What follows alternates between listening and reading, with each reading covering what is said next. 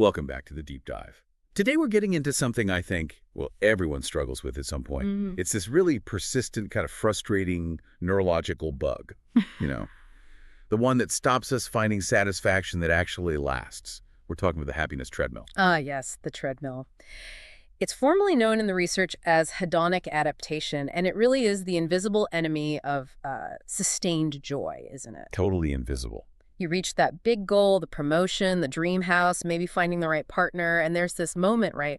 A fantastic spike in happiness. Oh yeah, you feel like you finally climbed the mountain. This is it, I've arrived. But it's weirdly fast how that peak just becomes the new ground level. Exactly. That peak is suddenly base camp, the excitement fades, the amazing new job just becomes, well, the job. The shiny car is just how you get around. And your brain immediately goes, okay, got that. What's next? Where's the real happiness? And bang, you're off again running, chasing the next thing. It's the perfect analogy, the mouse wheel. Psychologically speaking, the goalposts for feeling content, they just keep shifting further away. So if that constant cycle, that hedonic adaptation, keeps us running, what's the way off? Well, that brings us right to our topic today. Behavioral science points pretty unequivocally to gratitude as probably the single most powerful tool we have to consciously, deliberately just step off that treadmill. Gratitude, it sounds almost too simple, doesn't it? I mean, we teach kids, say thank you, basic manners. Right. But you're saying this goes way beyond etiquette. This is actually a scientific practice, something that can rewire our brains. Absolutely. We're talking way more than surface politeness here. Yeah. It's about tapping into some pretty deep psychological, even biological mechanisms, things designed to manage how we feel, where we put our attention. Okay. So our mission today is really to dig into how we can actually use that power. How do we join this sort of club of grateful brains, as the source material puts it? And maybe more importantly, how do we stick with it? Let's do it. I'm ready to join the club. So most people think of gratitude as, an emotion, that quick flash of thankfulness when something good happens. But positive psychology, the field that's really studied this for decades, they see it differently. They shift the focus. How do they actually define gratitude scientifically? Why call it a mindset or a life practice instead of just, feeling? Yeah, that shift is really critical. And a lot of that groundwork was laid by researchers like Dr. Robert Emmons and Dr. Michael McCullough. They were pioneers in this. Right. They realized that for gratitude to be truly effective, truly transformative, it couldn't just be something that happens to you now and then. It needed to be constant, or at least consistently practiced. More deliberate. Exactly, deliberate. So they defined it not just as an emotion you feel sometimes, but as a viewpoint, a lens, an ongoing life practice for how you interpret your daily reality. So changing the default setting in your brain, essentially. Yeah, precisely. And they boiled down that required mindset to two key parts. First, you have to consciously, actively recognize and really value the good things in your life. That sounds obvious, but as we'll get into, we're masters at just tuning out routine positives. Right, taking them for granted. And second, and this is really the philosophical anchor, the core of the scientific definition, you must attribute the source of those good things to something outside yourself. Okay, that second bit, that's hitting the entitlement barrier, isn't it? If I feel like I deserve clean air or a working phone or a supportive friend, then when those things are just there, they don't really register emotionally. They're just expected. Background noise. Exactly right. Gratitude is that conscious step back. It's realizing that something you have or use or benefit from was actually a gift. It wasn't automatically deserved. The moment you start treating, say, hot water from the tap or easily available food, or even just your body working properly today, the moment you treat those as entitlements, they vanish from your emotional radar. They become invisible. Completely. They just sink into that psychological baseline. And that frees up all your attention to hunt for flaws, deficiencies, problems. And that hunt for flaws, that's the engine that keeps the treadmill spinning, isn't it? The source material had some great, really relatable examples of how we let the good stuff just fade into the wallpaper. Oh, absolutely. Think about everyday life, like the source mentioned your car or even just your health. We can spend so much mental energy, so much emotional bandwidth fixating on one tiny inconvenience. Like a scratch on the paintwork. Exactly. Or, a slightly dodgy knee, or the Wi-Fi being a bit slow today. That one imperfection can literally hijack 90% of our emotional state. Yeah, I recognize that pattern.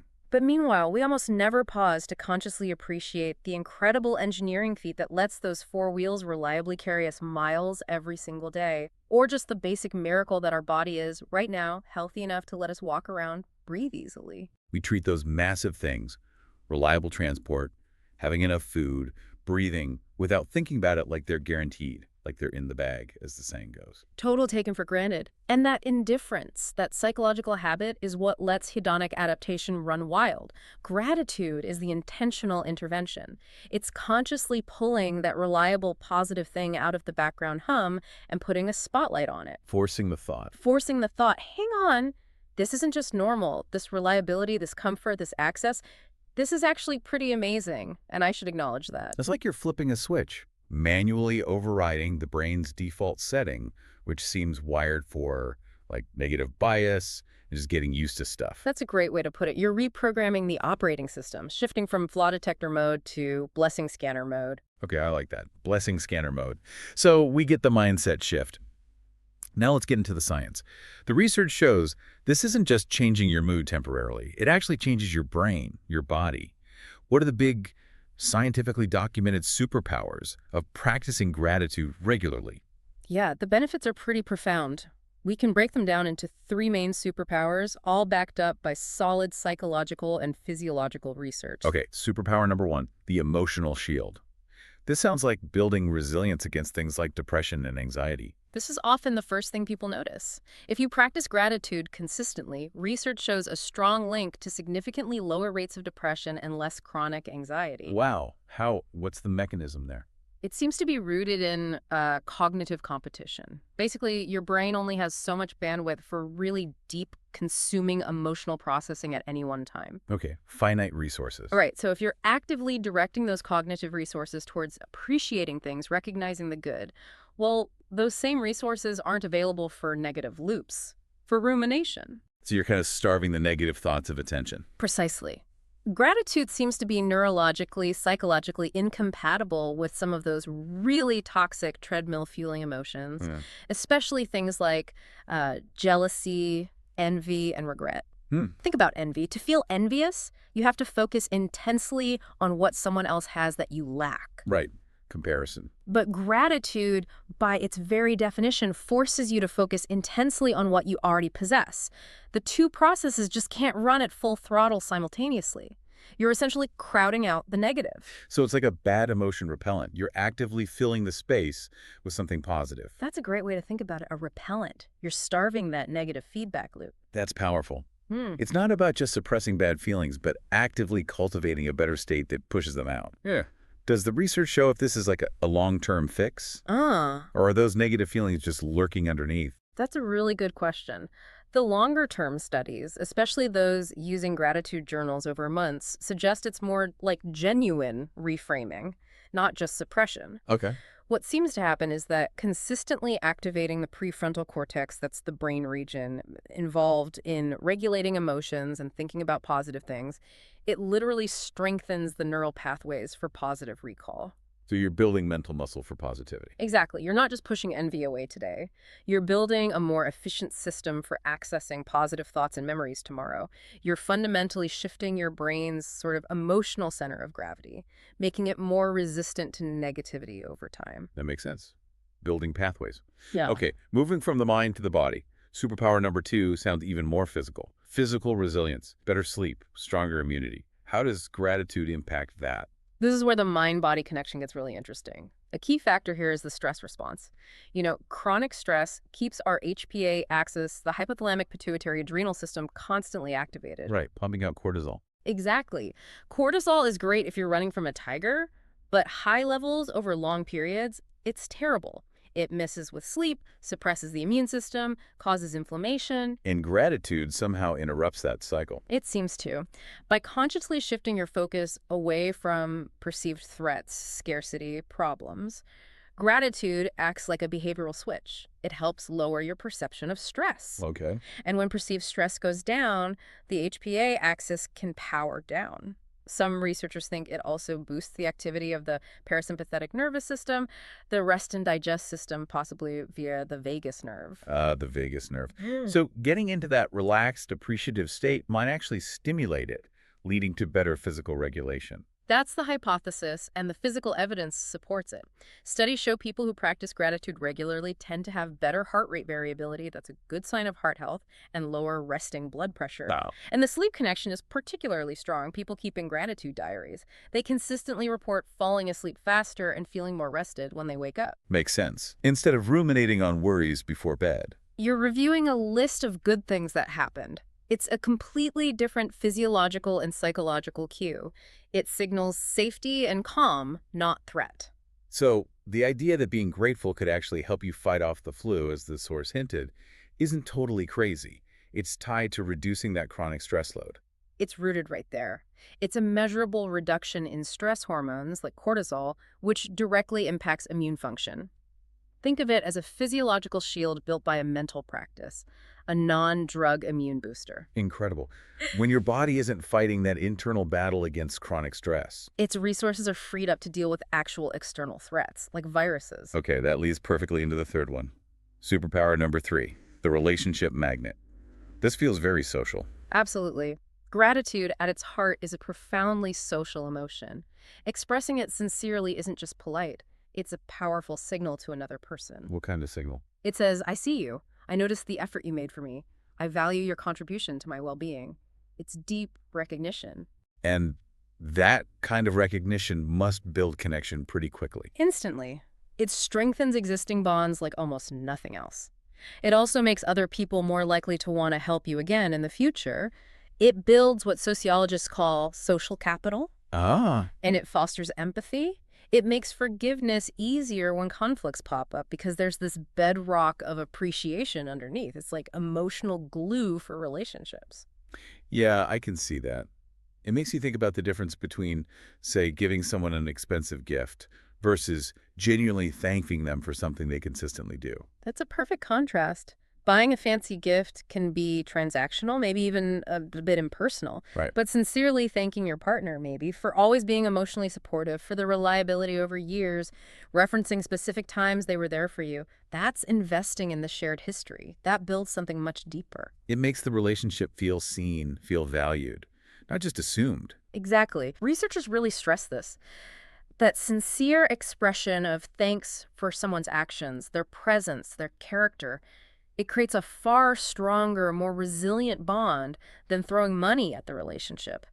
It turns passive acceptance into active, vocal appreciation. This is all incredibly compelling, bringing together the psychology, the biology, the social impact. It really hammers home that core idea you mentioned earlier. Which one was that? That happiness isn't some math problem about adding up external things we own or achieve. It's fundamentally a perception problem. It's all about how we choose to view what's already right here. Precisely. It's about shifting the lens. Okay. We get the why. We're convinced. Now, how do we actually do it? How do we move from understanding to application? Right, the practical steps. Because knowing isn't enough, you have to practice. We need to build that gratitude muscle, as the source calls it, like going to the gym, right? Yeah. Needs repetition, needs structure. So what are the top research-backed techniques we can start using, like tonight? Okay, let's start with the absolute foundation. This is probably the most widely researched and, frankly, easiest one to implement. Practice number 1, 3 good things. The classic gratitude journal. Exactly. Cornerstone of positive psychology interventions. The method couldn't be simpler. Every night, ideally just before sleep, you pause and you note down. Writing is better than just thinking 3 distinct things that happened that day for which you feel genuinely grateful. And the key is distinct, and that day. Yeah. Right. No phoning it in with generic stuff like I'm grateful for my family every single night. Absolutely crucial. Specificity is vital. Generic entries like the sun shone or I ate food or I slept, they kind of let the brain off the hook. It doesn't have to work. So no cheating. No cheating. Yeah. You have to challenge the brain to retrieve specific, concrete examples from the past 24 hours. We're hunting for the small stuff. The things usually fly under the radar. Like what? Give us some real examples. Okay, maybe. My colleague randomly brought me a coffee this morning. That's perfect. Or the bus arrived exactly and I got to the stop. Didn't have to wait. Or I watched that comedy special and laughed, like, really hard at that one joke. Okay. Those small, specific moments. Those fleeting positive moments, they're Yeah. the building blocks. So why does this simple act of searching for 3 specific things each night have such a profound long-term effect? What's actually happening in the brain? It's essentially retraining your attention and your memory. Our brains have this well-documented negative bias. We're wired to spot threats and problems more easily than positives. Survival mechanism, probably. Right. By forcing yourself consistently, night after night, to find and label 3 positive things, you're training your brain's filtering system, the reticular activating system, to start prioritizing different input. You're telling it what to look for. Exactly. You start becoming anticipatory. By midday, your brain is already kind of subconsciously scanning for positive moments because it knows it's going to be tested later. You're essentially turning on a positive radar. So it shifts your default mode from Right. scanning for problems to scanning for blessings. That's it. You actively seek out and flag the good, replacing that old default of cynicism or just noticing what's wrong. That's a huge step off the treadmill. Okay, that makes total sense. Practice number 2 sounds like it ramps things up considerably. The gratitude letter. The sources call this one the strongest happiness booster. Oh, it's incredibly powerful, high emotional impact for sure. The method involves writing a really detailed, sincere, heartfelt thank you letter, but it's specific. Write it to one person who made a significant positive difference in your life, maybe helped you immensely, but whom you feel you've never properly adequately thanked. One specific person. Okay, what needs to go in the letter to make it work, to make it more than just a nice thank you card? Detail is everything. 2 crucial things. First, be specific about what they did. Describe the action, the situation, the conversation as clearly as you remember it. Paint the picture. Yes. And second, this is the emotional core. Describe how their action or just their presence actually changed your life. What impact did it have? Use concrete examples. Show them the positive ripple effect of their kindness or support. You're connecting their action to your outcome. Precisely. You're showing them the meaning their actions had for you. And then there's the delivery method. The sources emphasize reading it aloud, face-to-face if possible. Yeah. That sounds intense. It is intense, but that's where the magic happens. It's the accelerator. The research is clear. If you can arrange to meet this person and read the letter aloud to them face to face, the therapeutic effect skyrockets. For both people. For both. Studies tracking this consistently find it generates this huge shared emotional peak. It measurably boosts happiness levels for both the writer and the recipient for a significant period afterwards, sometimes up to a full month. Wow. A month of elevated well-being from, what, maybe an hour's effort in total? Writing and reading. It's an astonishing return on emotional investment. The vulnerability it takes to read it, and the feeling for the recipient of being truly seen and appreciated. It's profound. I can only imagine. Tears are probably likely, as the source mentions. Almost guaranteed, I'd say. There was a story in one study, I think, about a woman reading a letter to an old teacher, someone who'd encouraged her writing years ago. Yeah? The teacher barely remembered the specific moment, but for the woman, that encouragement was the pivot point for her entire career. Sharing that recognition, that shared history brought to light, it creates an incredibly powerful, positive connection. That's beautiful. Yeah. Really powerful stuff. Okay, let's move to the third practice. This one feels a bit different, more about dealing with the tough times. Practice number 3. The opposite pole game, or reframing. Yes, this is the technique that really builds resilience because, let's be honest, gratitude isn't about pretending life is always easy or perfect. That's not realistic. Right. Toxic positivity isn't helpful. Exactly. This practice helps us find meaning and value even within difficult experiences. The goal is to take a genuinely negative event, something from your past, or maybe something you're dealing with now, and deliberately extract the positives hidden within it. Finding the positive pole behind the negative charge, so to speak. Okay, finding the silver lining, but in a structured way. Yeah. How do we actually play this game? What are the specific questions we need to ask ourselves about a difficult event to successfully reframe it?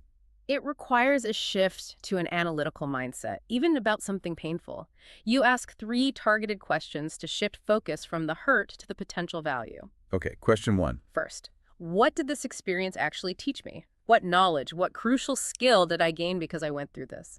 This forces you to identify the lesson. Maybe it was about setting boundaries or managing finances better or understanding risk. So the event becomes less of a random setback and more of a tough but necessary lesson. Exactly. It changes the narrative immediately. You weren't just a victim, you were learning something vital, even if it was costly. Okay, that's powerful. Second question. Second, who specifically stood by me during this difficulty? Who offered genuine support, comfort, or help when things were bad?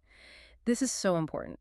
When we're deep in the pain of a crisis, it's easy to overlook the network of support that often rallies around us. So you shift focus from the loss or the problem itself to the people who showed up. Precisely. You shift from what was absent, like the job or health, to what was present, the support system. The source gave that great example of being fired. Right, the job loss. The event itself is negative financial stress, blow to self-esteem. But asking, who stood by me, might lead the person to realize, wow, my partner was incredibly supportive, reliable, compassionate through all of this. So the negative event actually revealed the incredible strength of a key relationship, a huge positive realization masked by the initial pain. Exactly. The job loss led to a profound gain in awareness about their marriage. That's reframing. Okay, and the final question for the opposite pole game. The third question is, what personal trait did I develop or strengthen because I endured this?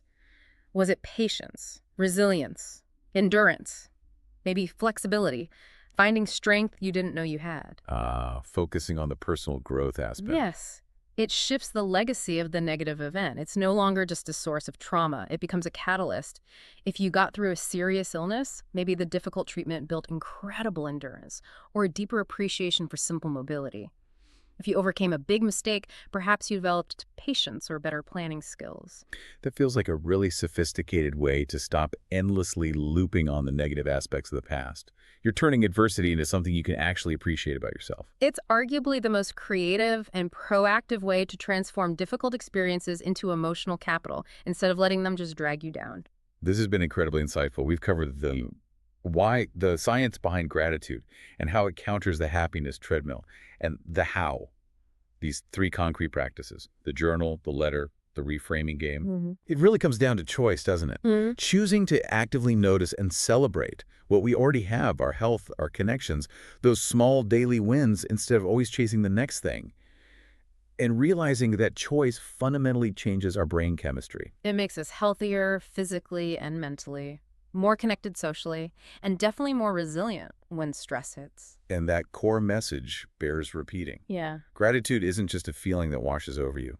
No, it's an intentional habit, a practice, a skill. Yeah. And like any skill, it gets stronger the more you deliberately use it. You have to work that muscle consistently. Okay, so let's issue a challenge, a call to action for everyone listening. Let's declare this week Focused Appreciation Week. I like it. Starting tonight, commit to just 3 minutes every evening before bed. Yeah. Write down 3 new specific things from that day you're grateful for. See what happens. Just observe if that tiny investment starts to shift your perspective, if maybe those small daily positives start to feel bigger and the big problems start to feel, well, maybe a little smaller. That small, consistent effort really is enough to start rewiring those neural pathways. It's surprisingly effective. And speaking of perspective and how we see the world, next week we're tackling another huge psychological phenomenon, one that really impacts how we feel in social situations. How we judge ourselves after making mistakes. Are we diving into the spotlight effect? We are indeed. That compelling, often uncomfortable illusion that everyone is watching us, judging our every move, noticing every tiny slip-up. That feeling that you're the main character under constant scrutiny. Exactly. We feel so hyper-visible. So sure, everyone noticed that awkward comment or that stumble, but we'll explore the psychological reality. Which is, fortunately for our anxiety levels, that mostly nobody cares that much. Yes. A powerful realization for navigating the social world with a bit less stress. Looking forward to unpacking the research on that one. Me too. But for now, as we wrap up our deep dive into gratitude, let's leave you with a final thought to ponder. It ties back to this core idea that escaping the treadmill is about perception. If genuine, lasting happiness really does come from acknowledging and truly valuing what you already possess, what crucial, positive, reliable reality is present in your life right now? Maybe stable internet access, maybe your own sense of humor, maybe just the simple ability to choose what you do next that you've allowed to become invisible. What are you overlooking simply because it's become routine? Take a moment this week to interrupt that routine. Consciously look for one of those invisible positives. Find the good that's hiding in plain sight and actively appreciate it. Until next time on The Deep Dive. See you then.